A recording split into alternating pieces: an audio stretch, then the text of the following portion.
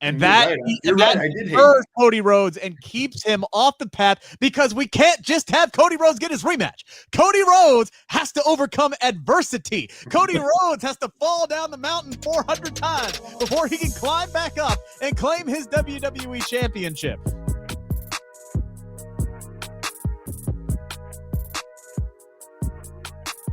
What is going on, everybody? Good Thursday morning here on the Takedown on SI YouTube channel. Rick Ucchino, Zach Haydorn with you guys here as always, and making his debut on the channel from the wrong side of the pond, Joe Diamante, the newest writer. I'm the least patriotic person there is, and like as soon as it comes to like America versus the UK, I just feel myself like it's the only time I ever feel any patriotism towards England whatsoever, and you brought it out in me in the first 30 seconds of the show. Well, you know, I tend to bring the best out of people, at least. But we're happy to have you here. Guys, are we ready to talk Money in the Bank? This is always one of my favorite PLEs because something major is guaranteed to happen on this program, which is not always the case with the PLEs that come after WrestleMania. There's been a bit of a lull, and now I think we're starting to see things ramp back up. Definitely been a shakeup as far as the roster is concerned, and God knows we've talked about that ad nauseum over on the Takedown on SI and on Takedown Discussions, and Zach and I will be talking about that again this coming Friday, 9 a.m., so make sure to check that out. I think we're going to talk about R-Truth.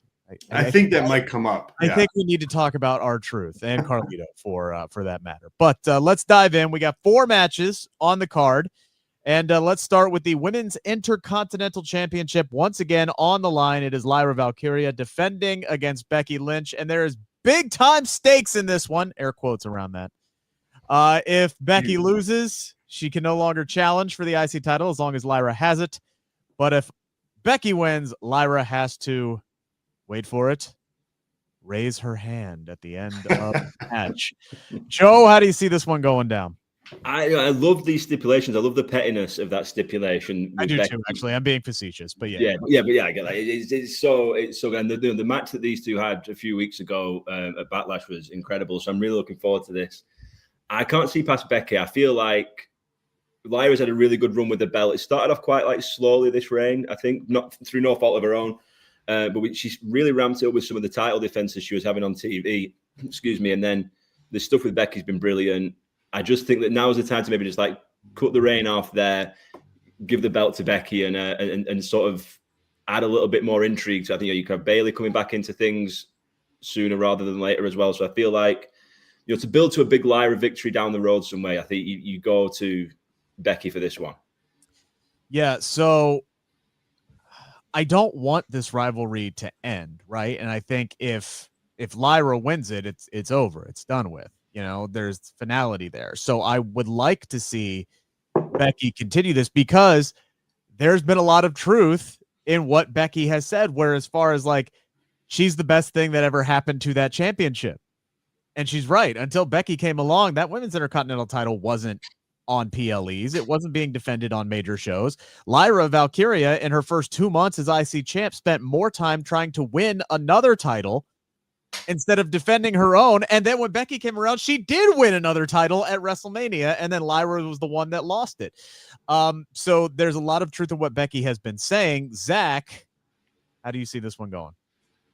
I think it's going to Becky as well. And I think that you guys are both correct as to why. If I'm WWE and I'm Paul Levesque, I'm a little scared right now to separate Lyra and Becky. I mean, the whole point of this feud from a meta perspective is to help Lyra get over, to help her find her voice, to help her find kind of that star aura. And she's on her way to doing that. So you don't end something like that in the middle of the mission, right? You still have a long way to go. And so I think here, you got Lyra the win. She needed that like establishing victory at Backlash, and she got it. Clean. She proved she's on Becky's level. Now you got to put the babyface on the chase, and you got to have her chase Becky Lynch down. I think Lynch wins. I think she wins with some underhanded tactics, and you really see some heat on her for how she goes about the arm raising thing with Lyra Valkyria. But I think if well done, this could be a really strong angle for the company, and we know it's going to be a strong match. Right. Piggybacking off of what you said, right? Like, job's not finished here. And the job gets finished, especially when it's so close away at Evolution. You have Evolution 2 that's coming up, all women's pay-per-view. It's going to need a big this is the outside of what's going on between Naomi and Jade and Bianca, like, this is the longest running like women's feud that they have right now.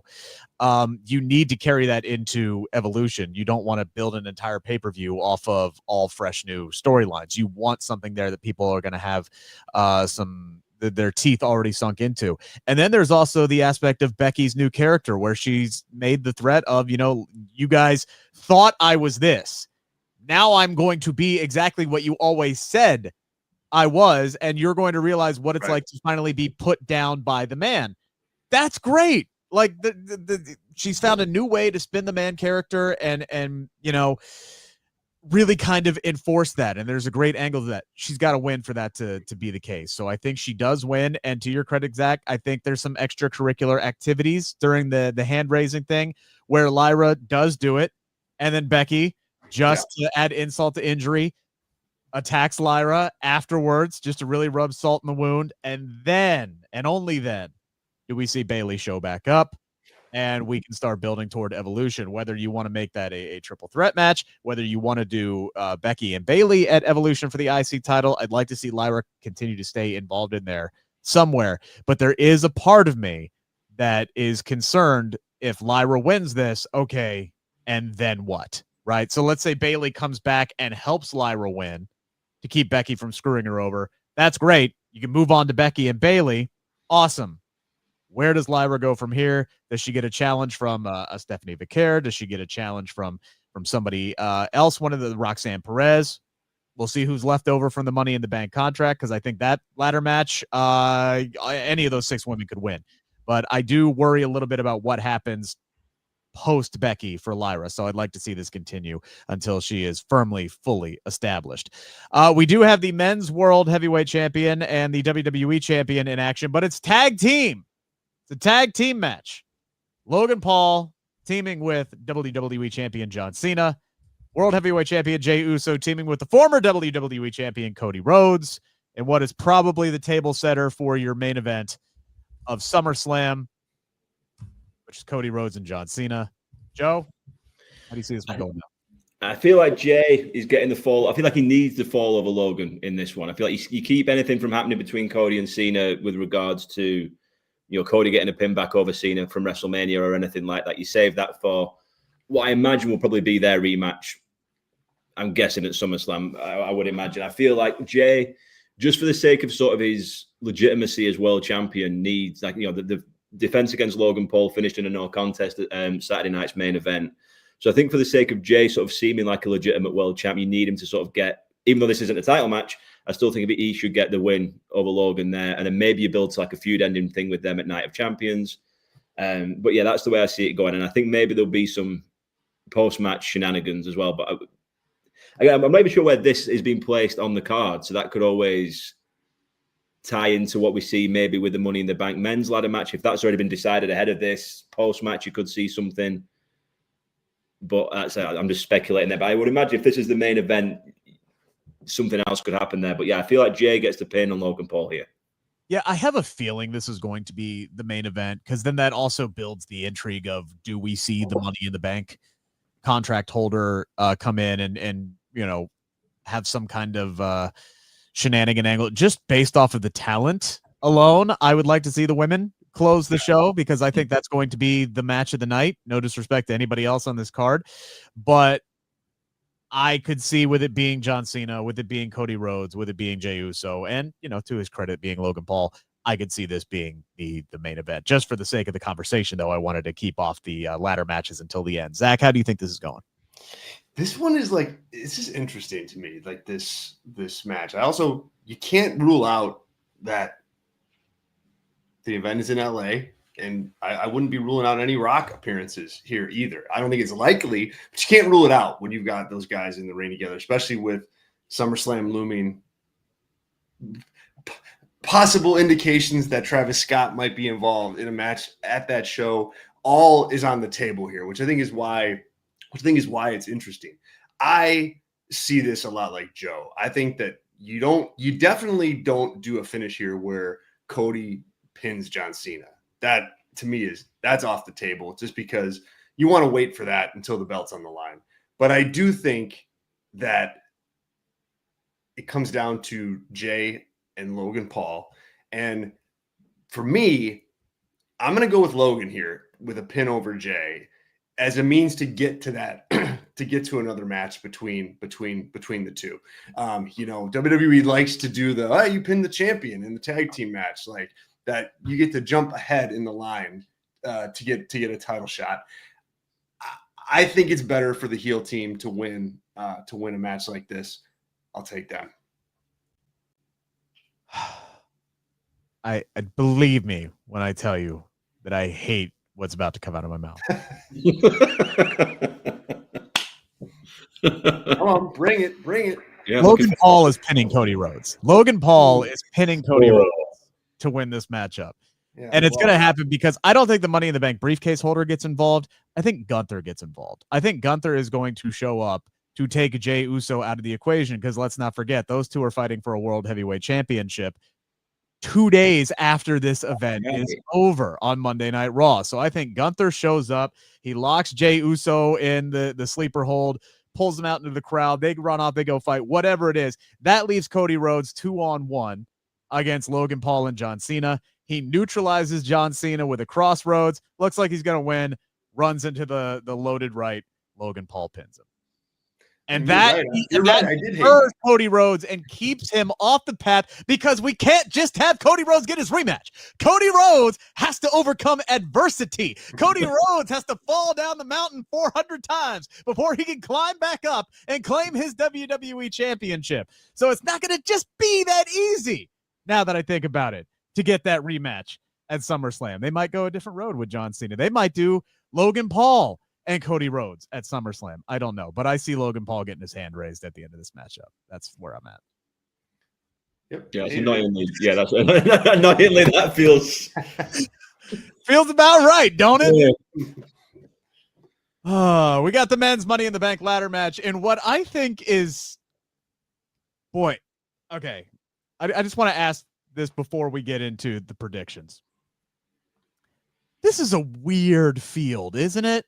Really weird. Very this is weird. Really weird. I'm glad I'm not the only one who is thinking, when, nothing against the man, when El Grande Americano won that match on Friday, I kind of just threw my hands up like, what are we doing? Because I feel like this match really needed CM Punk in it. And that's no disrespect to any of the guys in this matchup. Because look, this is like what this matchup is for, right? You want to kind of elevate some of these guys.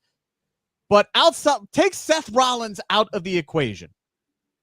What have we been doing with any of these guys for the last, outside of Penta, who has got that, came out like a firecracker, got a really good push initially. He's lost 4 Intercontinental title matches. LA Knight has lost 3 United States title matches. I sometimes forget Andrade is even on the roster. Until he got Solo Sikoa is so far removed from the guy who squashed John Cena. It's not even funny. This field is very, very confusing to me. No Aleister Black. No Rusev. Like, Carmelo Hayes was right there. The Carmelo one was a shocker to me. I feel like you've given him the Andre Battle Royal, and it feels like there's maybe going to be some momentum push behind him. And he had the matches with Aleister Black as well, and it felt like they might be going in some direction with him. And again, this match is tailor made for him. Yeah, 100%. So I'm glad I'm not the only one who feels a little bit weird about this field. That said, I think there's 2 legitimate options. Joe, which way are you leaning? I am going LA Knight. I don't, and like you said, like it shouldn't really make any sense. He's lost 3 United States title matches. I think that Rollins is probably like, he's the standout choice. I just don't think he needs the briefcase at the moment. I feel like there's so much heat behind him and the new, dangerous alliance, whatever you want to call it. I feel like, he's going to get the title at some point anyway. I don't feel like the briefcase adds anything to him as a character at the minute.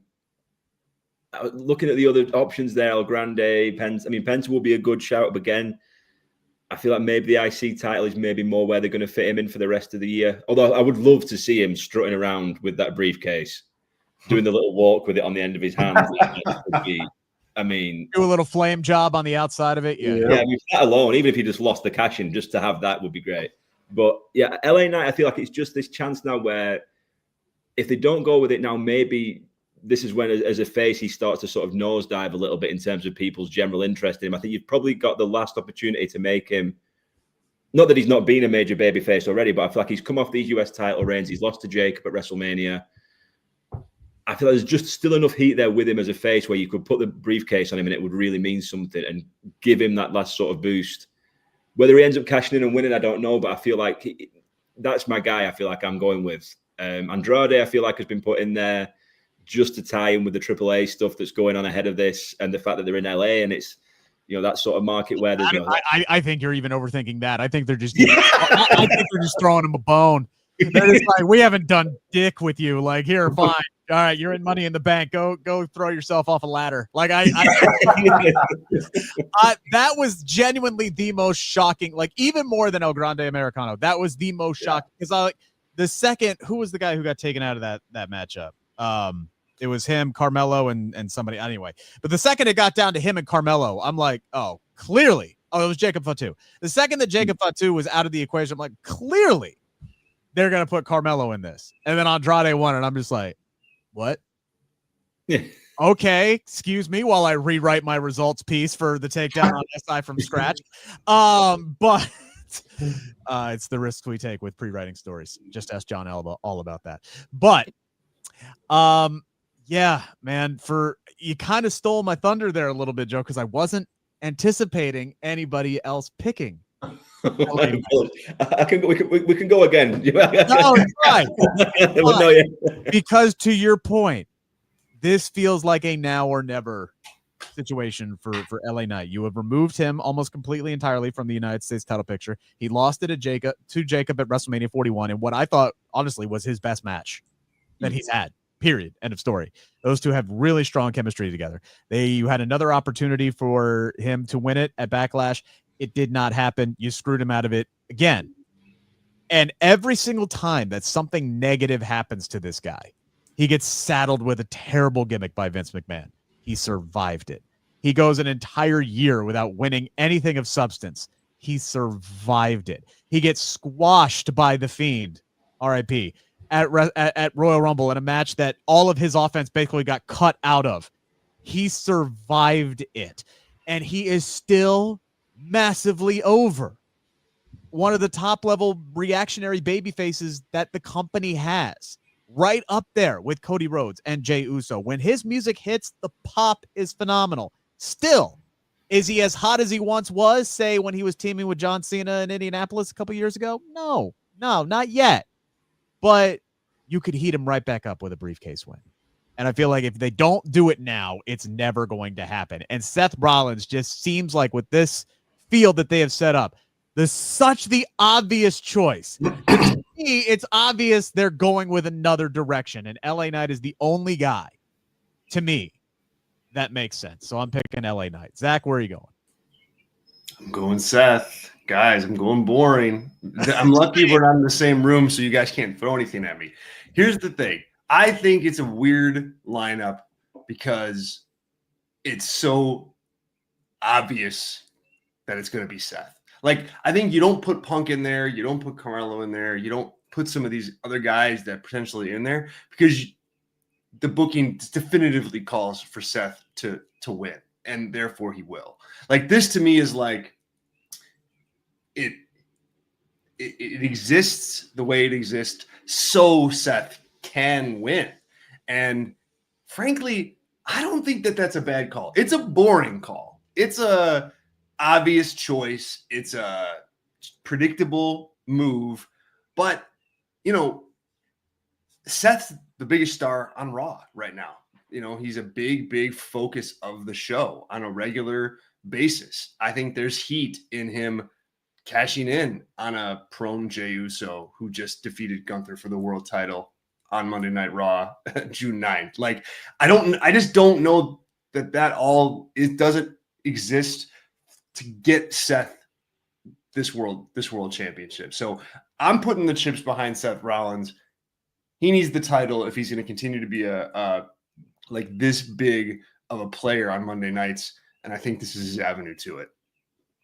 The fact, though, that they do not have a single one of his rivals in this matchup, does that not scare you off the fact that one or all of them is going to show up? It does. Because look, there's no rules in this match. Literally anything goes. So what's to stop Seth? And this is common sense booking, right? What's to stop Seth from having literally the Braun of the group, Braun Breaker and Bronson Reed, show up, decimate the field, and then it's like, oh, he's got a clear path to victory. Well, okay, here comes Jey Uso, and here comes CM Punk, and here comes Sami Zayn, and now all of a sudden it's 3-on-3, and while all 6 of those men are fighting, somebody like an LA Knight, who has been screwed over time and again, takes advantage of somebody else getting screwed over for a change, climbs the ladder and grabs the briefcase. I certainly wouldn't rule that out. And I think that they're definitely, all of those people are definitely going to get involved. It's just how will the final, impact, how will the final stanza of that interference go? That I still think Seth can come out on top. The one guy I want to call out too, in addition to that, is if I were going to make a sleeper pick on this, I think it might be Solo Sikoa. Like, heel Solo with the briefcase, like they love parading heels around with the briefcase for months and months and months on end. And I wouldn't be surprised if it goes there either. I mean, it would have to be a literal year. You would of course. Like, it would have to be like a long. The way that they have booked him since he beat John Cena, like it's a complete teardown and rebuild, honestly, at this point, because because Jacob Fatu came in and took the spot that he was occupying. Like, he stole his role on the team.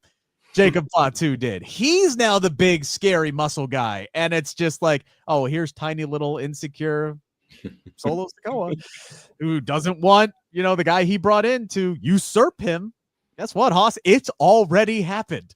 So, like, and then you put another guy on top of it as well now. Like, he's got JC Mateo in there as well. So it's sort of like there's another guy on top of that to sort of further negate that. But I think unless the Tongans show back up and help him win, like, I don't know. I don't know if that happens. In this, the one thing I'm just talking about interference. Yeah, the interference that's going to come in this match. There's going to be a point where Bron Breakker puts someone through a ladder, and it's going to be the most chaotic ladder spot we may have ever seen. Something's going to happen with him. That's why Andrade's in the match. Poor old Andrade. I hope he's getting a good bonus. I said that's why Andrade's in the match. Take that bump. So the fact that we've now mentioned all 5 other guys in this matchup, El Grande Americano is winning now, right? Like, he's going to win the and then Chad Gable is going to unmask, and now all of a sudden Chad Gable is the Money in the Bank briefcase holder. Like, after he's fought 2 hours earlier as well. Right. Yeah, having to pull double duty. I think he is undefeated, El Grande Americano. He is undefeated. So, and the loaded headbutt's legal, so he doesn't have to try to hide it either. So we'll see. This is the match I'm most excited for on the entire card. As weirdly set up as the men's match is, I don't think WWE could have booked this one any better, which is very strange because usually on these shows, Zach, we're talking about how lackluster the women's build has been, how confusing the women's build has been, and it's the complete opposite this time around. This field, to me, is perfect. It is the perfect blend of veterans in Naomi, Rhea Ripley, and Alexa Bliss, and then immediately, boom, you bring up your top 3 stars from NXT, and what do? They go over. They go over women like Charlotte Flair. They go over women like Becky Lynch. Yeah, there were extenuating circumstances in those victories, but it doesn't matter. People won't even remember how they qualified. The fact is, they qualified. They're in the match. Stephanie Vaquer is there. She went over Liv Morgan, Roxanne Perez, Julia. This is, honestly, you could make an argument for any 6 of these women to walk away with the briefcase, Joe. Yeah, exactly. I couldn't agree anymore. I think that it's the most excited I've been for women's Money in the Bank ever. I think just the way that you said that they've handled the pushes of the new talent coming up from NXT.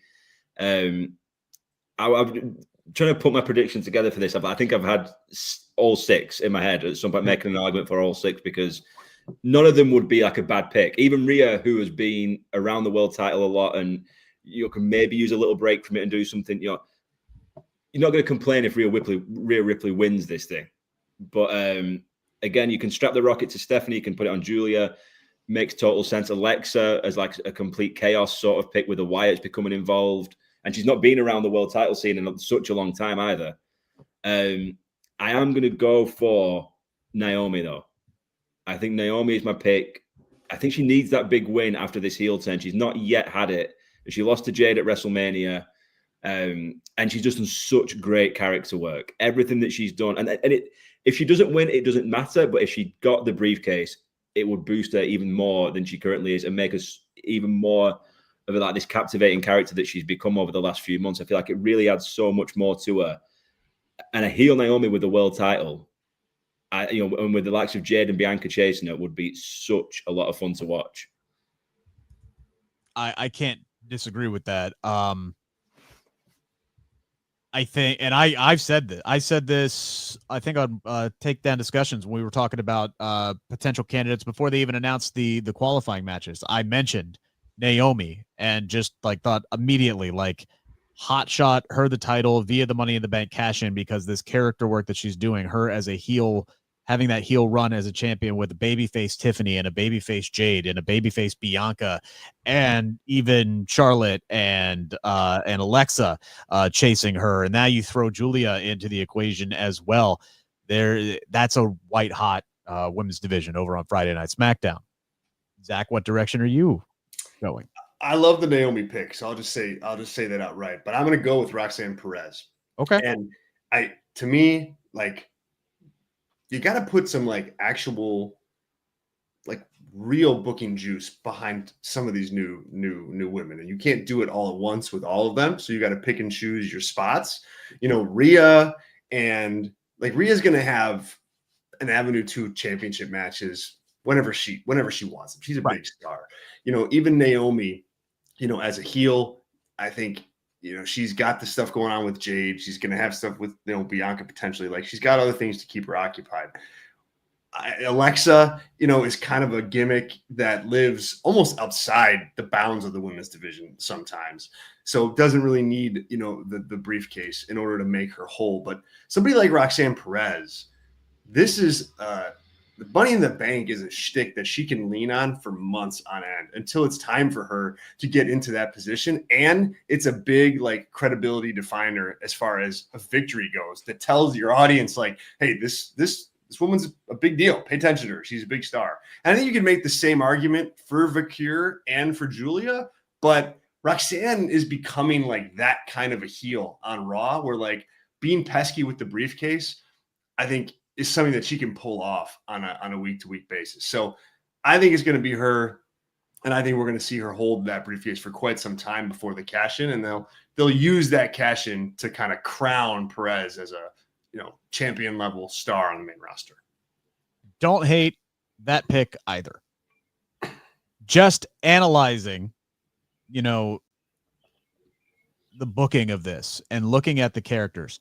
Alexa Bliss already has something cooking with Charlotte, right? So there's a story for after if she loses. Clearly, Naomi's not done with Jade or Bianca. There is something for her as well. We even got the tease for Julia and Zelina Vega for the Women's United States Championship. So that kind of telegraphed it for me that Julia is not winning this matchup. Yeah. We also have Roxanne, who's been involved now with the Judgment Day and could have something with Liv Morgan and trying to take her place in that group if Finn gets his dastardly ways. And then, like you said, Zach, Rhea doesn't really have anything right now, but she's such an already established main event star. She can get in literally anywhere with anyone that she wants at any time. Which brings me to my pick, Stephanie Vaquer. I like it. And it's the timing of everything. It's the timing of everything. Stephanie Vaquer was the NXT Women's Champion just 10 days ago, or however long ago it is. Yeah, about 2 weeks ago now. 2 weeks ago now. And she just dropped it like that. And then before the next episode of NXT, she was called up to the main roster, signed, sealed, in a qualifying match. Not even a week after she dropped the belt was she qualified for the Money in the Bank. Like, they don't rush that, to me, unless they are ready to strap the rocket to her back. She already had a match at Worlds Collide, and they double booked her for Money in the Bank. Why?